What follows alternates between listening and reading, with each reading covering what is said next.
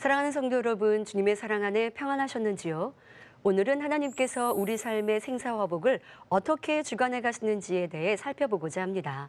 성경을 읽어가다 보면 사람으로는 도저히 어찌할 수 없는 갖가지 문제 앞에서 하나님께 간절히 메어 달려 그 어려움을 해결받아 기뻐하며 감사해야 하는 이들을 많이 볼 수 있습니다.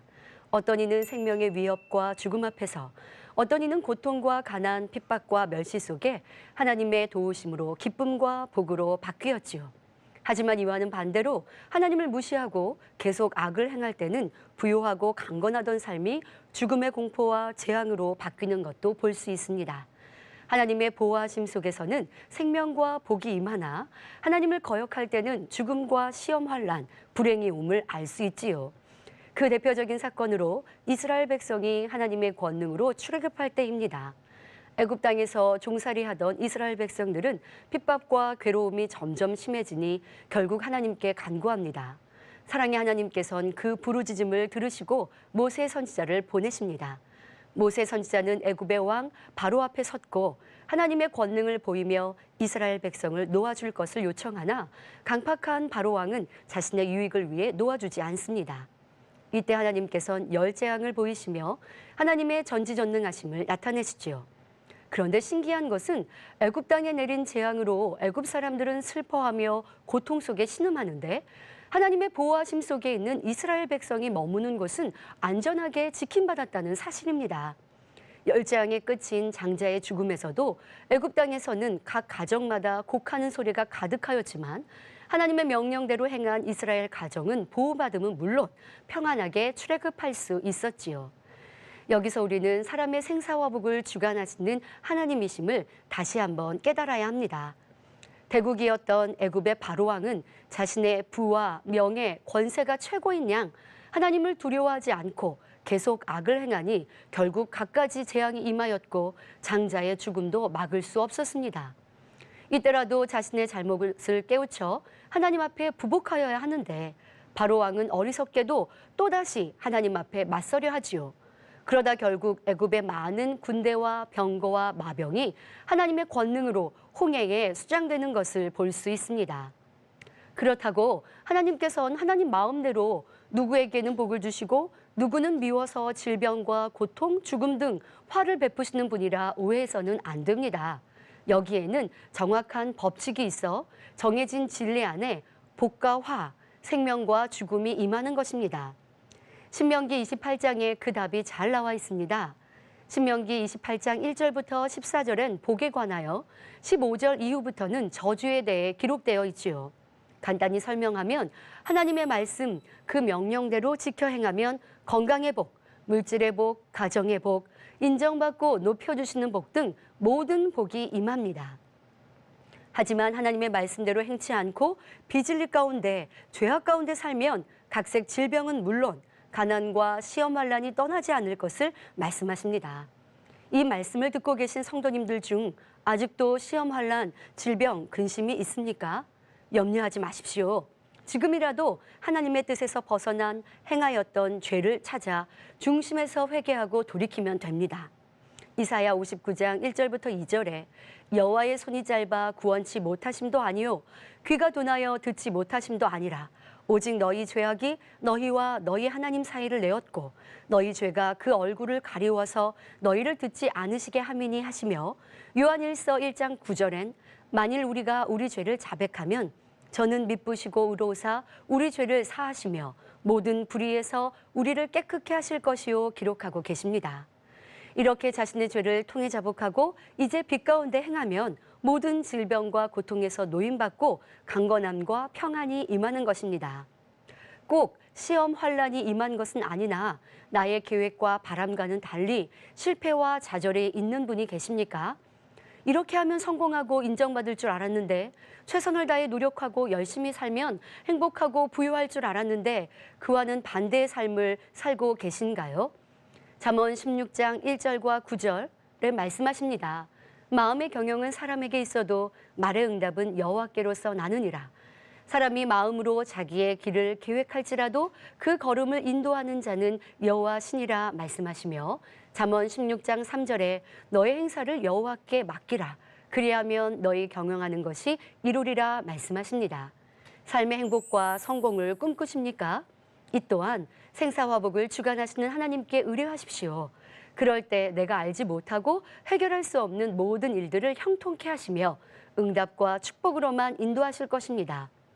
지금부터 이렇게 생사화복을 주관하시는 하나님으로부터 축복받는 비결을 이스라엘의 조상 야곱의 삶을 통해 알아보겠습니다. 야곱은 아브라함의 손자며 이삭의 아들로 형 에서와 쌍둥이로 태어났습니다. 먼저 나온 에서의 발꿈치를 잡으며 태어난 야곱은 지혜로운 반면 간교한 성품으로 항상 장자의 축복에 대한 야심이 있었습니다. 형 에서는 사냥을 좋아하였고 그 사냥한 고기를 좋아했던 아버지 이삭의 사랑을 받았습니다. 야곱은 조용하고 집에 있기를 좋아하여 어머니 리브가의 사랑을 받았지요. 그런데 어느 날 사냥에서 돌아온 에서는 몹시 배가 고팠습니다. 에서는 마침 죽을 쓰고 있는 야곱에게 그 죽을 좀 달라고 합니다. 그러자 야곱이 기회를 놓치지 않고 말합니다. 죽을 줄 테니 대신 장자의 명분을 자기에게 팔라는 것이지요. 야곱과 달리 장자의 명분을 경홀히 여겼던 에서는 쉽게 죽 한 그릇에 장자의 명분을 팔아버립니다. 여기서 우리는 하나님께서 야곱을 택하신 이유를 알 수 있지요. 야곱이 간교하여 배고파하는 형에게 죽 한 그릇으로 장자의 명분을 달라 한 것도 선한 마음은 아니나 배고픔을 이기지 못하고 장자의 명분을 팔겠다 말한 에서는 더 큰 문제인 것입니다. 우리의 삶에도 원수마귀 사단은 미혹해 옵니다. 순간의 쾌락과 세상 정욕, 물질의 유혹으로 하나님께로부터 받은 구원의 약속을 소홀히 여기게 합니다. 당장의 수입을 위해 주의를 어기거나 세상에서 인정받고 머리대기 위해 비진리와 타협하는 것이 큰 잘못이 아닌 것처럼 느끼게 하지요. 하지만 이런 사단의 꼬임에 넘어가 순간 믿음과 신앙을 저버린다면 그것은 현재의 즐거움과 비교할 수 없는 큰 고통과 사망이 있음을 알아야 할 것입니다. 에서도 장자의 명분을 넘기겠다 말한 자신의 말 한마디가 이후에 큰 후회로 오게 될 줄은 알지 못하였지요.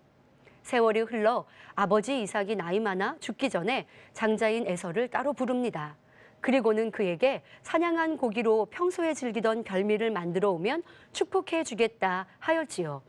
이를 들은 어머니 리브가는 자신이 사랑하는 야곱이 축복받기를 원했습니다. 그래서 야곱에게 에서인 척 위장하고 들어가 형 대신 장자의 축복을 받으라 했지요. 야곱은 도리어 탈로가 나면 저주를 받을까 염려하자 리브가는 그 저주를 자신이 받을 것이라 하며 강권합니다. 그래서 야곱은 에서처럼 꾸미고 어머니가 만들어준 별미를 갖고 들어가 장자의 축복을 받아냅니다. 눈이 어두워서 잘 보지 못하는 이삭은 변장한 야곱에게 속아 에서인 줄 알고 마음껏 축복해 주었습니다. 하지만 이 일은 곧 탄로났습니다. 야곱이 축복 기도를 받고 나간 지 얼마 되지 않아 형 에서가 사냥한 고기로 별미를 만들어 가지고 들어온 것입니다.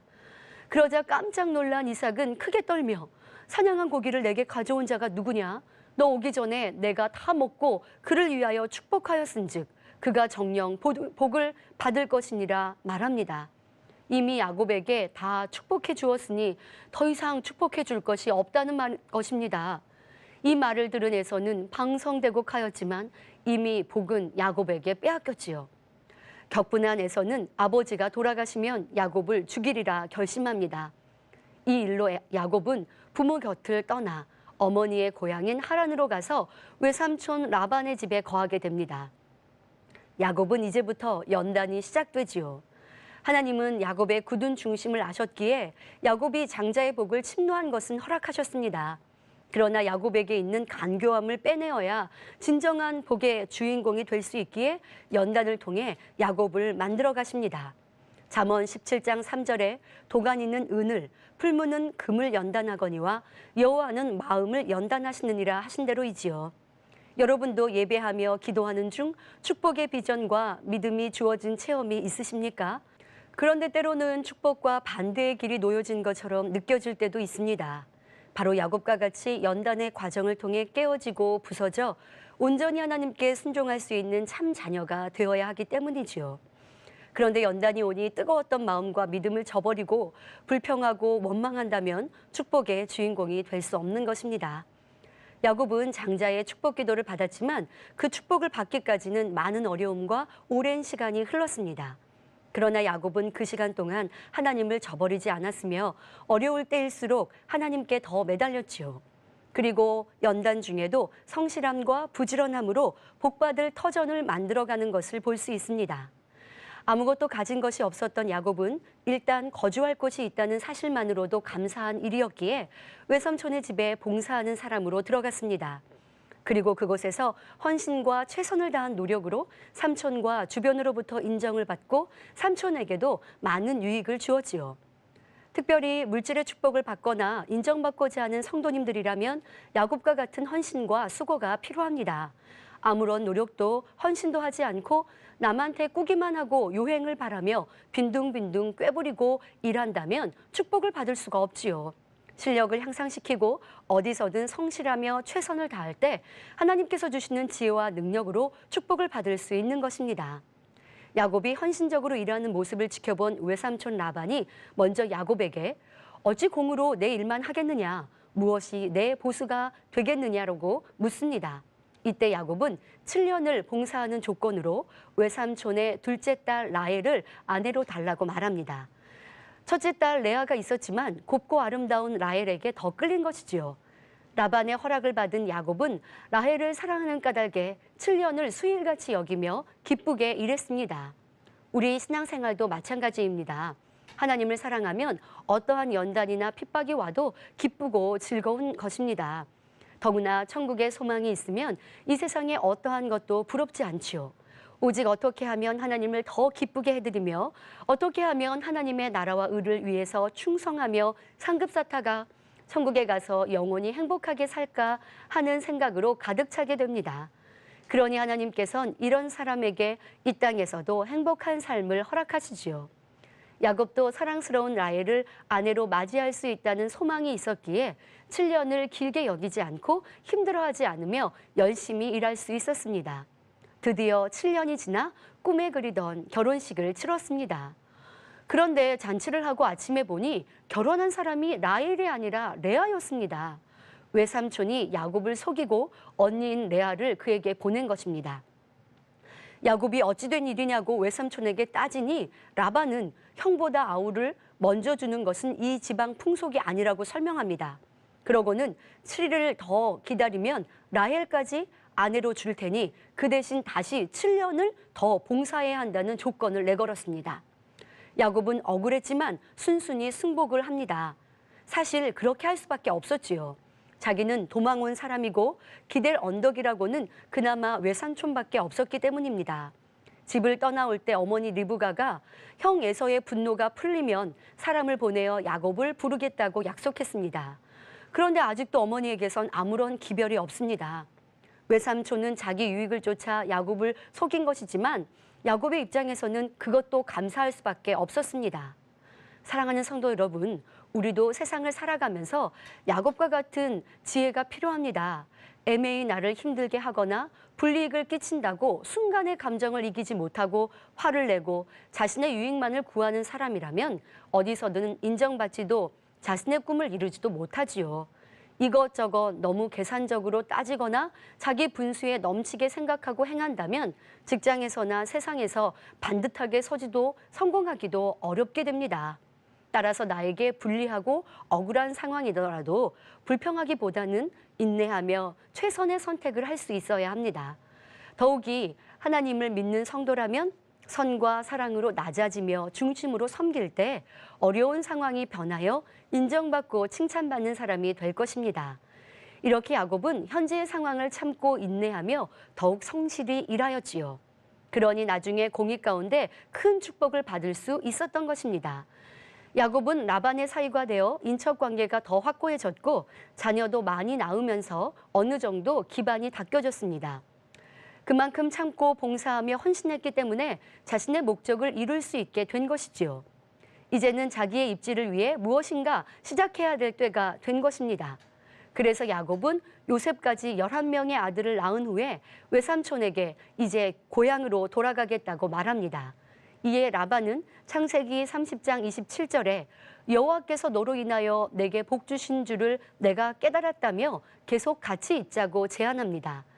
야곱이 오기 전에는 자기 소유가 적었는데 야곱이 와서 열심히 일해주었고 그에 따라 하나님께서 복을 주셨기 때문에 가축과 재산이 크게 불어난 것을 알았지요.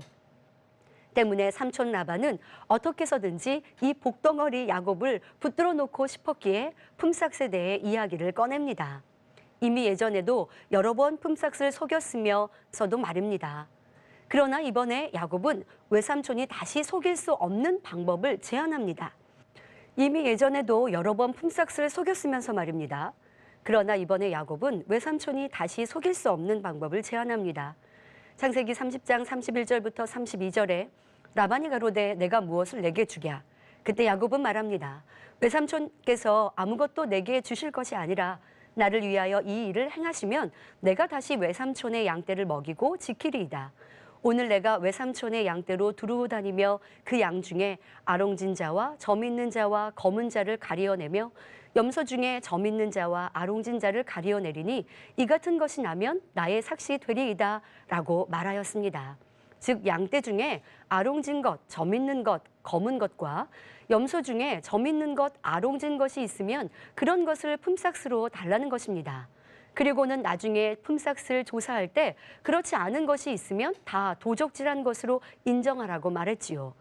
야곱이 제안한 아롱지고 점 있거나 검은 양이나 점 있고 아롱진 염소는 극히 드물기에 삼촌 라반은 쾌히 승낙합니다. 라반은 야곱이 어리석다고 생각했겠지만 야곱은 전혀 어리석지 않았습니다. 외삼촌 라반은 욕심이 많은 사람임을 너무 잘 알았기에 그 마음을 먼저 안심시킨 것이지요. 그러면서 지혜로운 야곱은 오히려 많은 품삯을 얻을 수 있는 확실한 방법을 이미 강구해 놓았습니다.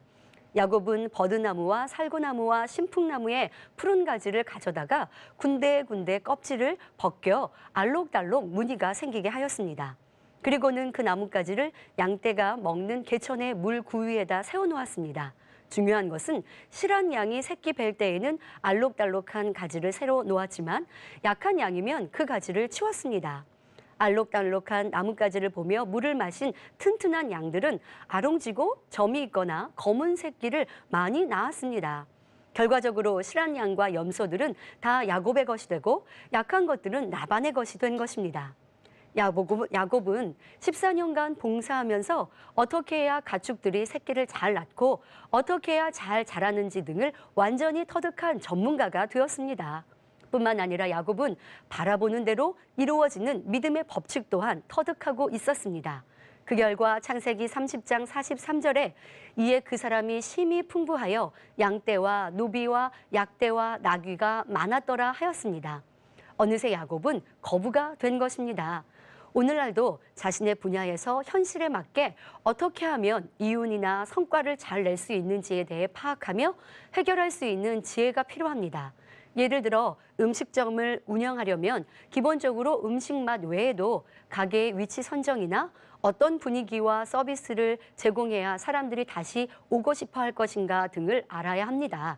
다른 분야도 다 마찬가지이지요. 바로 야곱은 이런 상술이 뛰어날 뿐만 아니라 자신의 지혜에 더하여 하나님께서 주시는 지혜를 받아 점차 큰 때를 이룰 수 있었던 것입니다. 야곱이 이렇게 큰 복을 받아갈 수 있었던 것은 확고한 꿈과 비전을 가지고 있었기 때문이지요. 비록 현실은 외삼촌의 집에서 봉사를 하고 있는 상황이지만 그 마음에는 항상 하나님께서 주신 꿈이 자리 잡고 있었지요. 아버지 이삭으로부터 받은 축복, 즉 풍성이 주실 것이며 만민이 너를 섬기고 열국이 내게 굴복할 것이라는 것을 늘 기억하고 있었습니다. 또 삼촌 라반의 집으로 피신을 올 때 베델에서 받은 하나님의 축복의 언약과 자신이 하나님께 드린 서원을 잊지 않고 있었습니다. 우리도 야곱처럼 하나님 안에서 확고한 꿈과 비전을 가지고 하나님께서 주신 지혜를 받아 열심과 부지런함으로 행해 나아가면 축복을 받을 수 있는 것입니다. 이렇게 야곱의 소유가 많아지면서 이상한 소리가 들려옵니다. 라반의 아들들이 야곱이 우리 아버지의 소유를 다 빼앗고 우리 아버지의 소유로 인하여 이같이 거부가 되었다 말하는 것입니다. 가만 보니 외삼촌의 안색도 전과 같지를 않았습니다. 바로 그때 하나님의 사자가 꿈에 나타나 야곱에게 말씀하십니다. 본문에 나오는 말씀이지요. 창세기 31장 12절부터 13절에 내 눈을 들어보라. 양떼를 탄 수양은 다 얼룩무늬 있는 것, 점 있는 것, 아롱진 것이니라. 라반이 내게 행한 모든 것을 내가 보았노라. 나는 베델 하나님이라. 내가 거기서 기둥에 기름을 붓고 거기서 내게 소원하였으니 지금 일어나 이곳을 떠나서 내 출생지로 돌아가라 하셨지요. 많은 가족들과 간축들을 모두 이끌고 간다는 것이 쉬운 일은 아니지만 야곱은 하나님께서 자기에게 주신 꿈과 비전을 이루기 위해 순종합니다. 이에 야곱은 자녀와 아내들을 약대에 태우고 모든 소유물을 이끌고 가나안 땅으로 출발하였습니다. 야곱이 도망한 지 3일 후에야 라반은 이 사실을 알게 되었고 라반은 자신의 형제들을 거느리고 황급히 7일 길을 뒤쫓아갔습니다.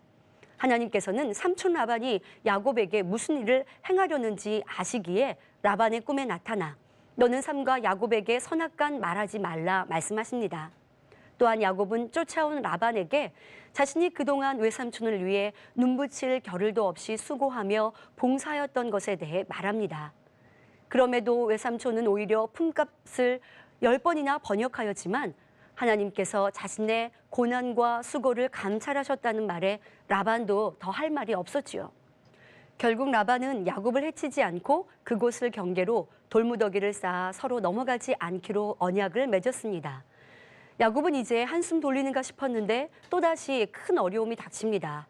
야곱이 돌아온다는 소문을 듣고 형 에서가 400명이나 되는 사람들을 이끌고 온다는 것입니다. 야곱 때문에 장자의 축복을 빼앗기고 그동안 어머니와 동생을 얼마나 원망하며 분노 속에서 살았겠습니까? 그런 형이 자신을 용서하지 않는다면 하룻밤 사이에 그동안 일구어온 모든 것이 다 소용없이 없어지는 상황이 됩니다. 게다가 외삼촌과 경계를 넘지 않겠다고 약속했기 때문에 이제 돌아갈 것도 없습니다. 이에 야곱은 답답하고 두려운 마음에 나름대로 지혜를 써서 형에게 줄 예물을 많이 준비하고 피해를 최소화하기 위해 가족과 가축들을 두세 그룹으로 나누고 각각 먼저 형 에서에게 보냅니다. 그러면서 종들에게 에서가 이것이 무엇이냐 묻거든 다음과 같이 대답하라고 합니다. 주의 종 야곱의 것이요 자기 주 에서에게로 보내는 예물이오며 야곱도 우리 뒤에 있나이다 하며 야곱을 에서의 종이라 표현하게 합니다. 야곱의 생각에 앞서 보내는 예물로 형의 감정을 푼 후에 형을 만나면 혹시 자신을 받아줄까 생각했던 것입니다. 결국 가족들과 그의 모든 소유를 앞서 보내고 홀로 남게 됩니다. 하지만 이런 방법을 아무리 취한다 해도 형의 노여움을 풀 수 없다는 것을 알고 있는 야곱은 하나님만이 자신을 도울 수 있다는 것을 알기에 철저히 깨어집니다.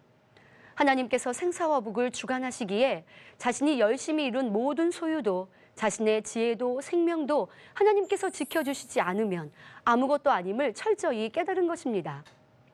이에 야곱은 야복강가에서 하나님께 간구하며 환도뼈가 어긋나도록 밤새 천사와 씨름하였습니다. 그리고 축복을 주지 않으면 절대 보내지 않겠다며 끝까지 붙들었지요. 결국 야곱은 하나님의 응답과 축복을 받아냅니다. 뿐만 아니라 창세기 32장 28절에 내 이름을 다시는 야곱이라 부를 것이 아니요 이스라엘이라 부를 것이니 이는 내가 하나님과 사람으로 더불어 겨루어 이기었음이니라 하며 야곱에게 새 이름을 주시고 이스라엘의 조상으로 세우셨습니다. 이렇게 야곱의 자신의 간교함과 지혜가 철저히 깨어지고 나서야 하나님이 함께 하시는 온전한 축복을 받을 수 있었습니다. 사랑하는 성도 여러분, 오늘 야곱의 삶을 통해 인생의 생사화복의 주관자는 하나님이시며 어떻게 할 때 그 하나님께 복을 받을 수 있는지 깨달으셨을 것입니다. 나의 지혜와 방법을 총동원하여 가장 좋은 길을 찾아간다 해도 그 앞에 어떤 난관과 환란이 놓여 있는지 우리는 알 수 없습니다. 하지만 나의 계획과 생각을 모두 내려놓고 하나님께 온전히 믿고 맡기면 하나님께서 형통하게 인도해 주십니다. 야곱은 사람의 방법과 지혜로 장자의 축복을 받았으나 아직 육신의 생각이나 간교함이 남아있을 때는 온전한 복을 누릴 수 없었지요. 그러나 연단을 통해 모든 것을 내려놓았을 때 하나님께서 책임져 주시니 그때야 참된 복이 임하더라는 것입니다. 그런데 야곱은 자신의 생각이 온전히 깨어지기까지 오랜 시간이 흘렀기에 그에 따르는 연단도 어려움도 많았지요. 하지만 우리가 육신의 생각을 신속히 깨뜨리고 온전히 순종만 하면 야곱과 같이 고생하지 않고 아브라함과 같이 형통한 복을 누릴 수 있습니다. 그러니 우리는 신명기 12장 28절에 내가 내게 명하는 이 모든 말을 너는 듣고 지키라.